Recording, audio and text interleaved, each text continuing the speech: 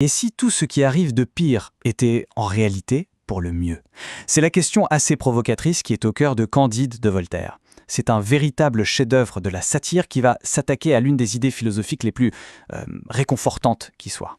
Voilà la question centrale de tout le récit. Est-ce que, vraiment, tout est pour le mieux? En apparence, c'est une question simple. Mais Voltaire va la traîner dans la boue, dans la guerre, dans les catastrophes naturelles, avec une férocité et un humour absolument dévastateur. Il ne va pas juste la poser, non, il va la mettre à l'épreuve du feu. Il faut bien comprendre que Voltaire ne se bat pas contre un fantasme. Sa cible, elle est bien réelle. C'est la philosophie de l'optimisme, qui a été popularisée par le penseur Gottfried Leibniz et qui était très à la mode à l'époque. L'idée, en gros, c'est que nous vivons dans le meilleur des mondes possibles. Et c'est là que réside tout le génie de Candide. Voltaire met en scène une confrontation explosive entre ces théories si confortables et en face la réalité la plus brutale qui soit. D'un côté on a l'optimisme bien douillet et de l'autre le chaos le plus total. Alors voyons un peu comment ça se passe. Tout commence dans un décor qui se veut idyllique, le château du baron de Thunder Tuntronck. C'est là que notre jeune héros, Candide, un garçon très naïf, reçoit une éducation, disons, très particulière.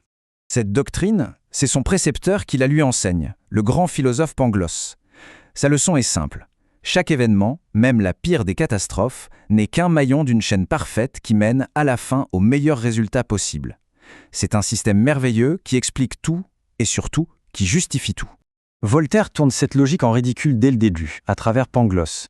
Son raisonnement est complètement à l'envers, c'est une parodie de la relation de cause à effet. Les nez ont été faits pour porter des lunettes, aussi avons-nous des lunettes. On voit bien que Pangloss ne cherche pas la vérité, il cherche juste à confirmer son système, et c'est ça toute la critique. Évidemment, cette belle harmonie théorique ne va pas durer très longtemps. La réalité va frapper Candide de la manière la plus soudaine et personnelle qui soit, et mettre un terme brutal à son innocence. Pour un simple baiser, un seul, échangé avec la belle Cunégonde, Candide se fait chasser du château à grands coups de pied dans le derrière. Voilà la première leçon, brutale du monde réel. Une cause toute simple peut avoir des conséquences absolument désastreuses. L'édifice de l'optimisme commence déjà à se fissurer sérieusement. À peine sorti de son petit paradis, Candide découvre la société des hommes. Et comment dire, on est loin du meilleur des mondes. Son tout premier contact, c'est avec l'armée. Là, le contraste est saisissant. Les belles paroles de Pangloss sur l'entraide se fracassent contre la tromperie des recruteurs. Et la notion de libre arbitre, elle est tournée en ridicule face au choix qu'on lui offre, une punition barbare ou la mort. Ce qui est crucial ici, c'est l'écart immense entre le discours philosophique et ce que l'on vit pour de vrai. Et puis, il y a la guerre. Voltaire la décrit avec une ironie cinglante comme une boucherie héroïque. La description est crue, très visuelle, pleine de membres coupés, de civils massacrés. L'harmonie supposée du monde est remplacée par un chaos et une violence institutionnalisée, et même justifiée par des lois absurdes. Comme si la cruauté des hommes ne suffisait pas à ébranler l'optimisme, Voltaire ajoute deux autres forces, la fureur de la nature et le fanatisme de ceux qui prétendent parler au nom de Dieu. Le voyage amène Candide et Pangloss à Lisbonne, juste à temps pour le fameux tremblement de terre de 1755, une catastrophe bien réelle qui a traumatisé toute l'Europe. En un instant, 30 000 personnes meurent, sans aucune raison.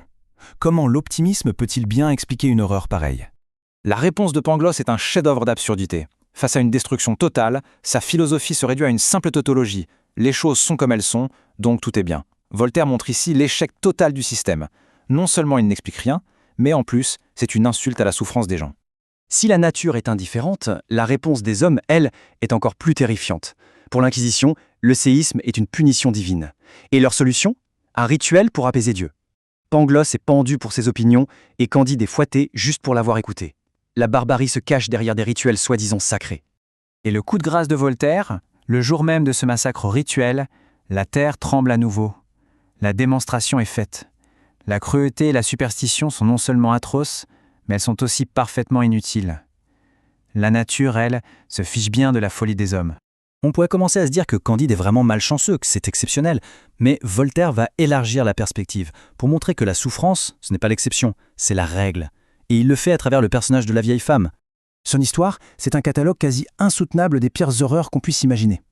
Mais ce récit a un but philosophique bien précis. Elle lance un défi. Trouver une seule personne sur Terre qui n'ait pas, un jour, maudit sa propre existence. Le silence qui suit cette question est la réponse.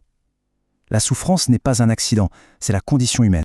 Et on termine sur cette question posée par Candide lui-même, ensanglanté juste après avoir été fouetté et avoir vu son maître se faire pendre.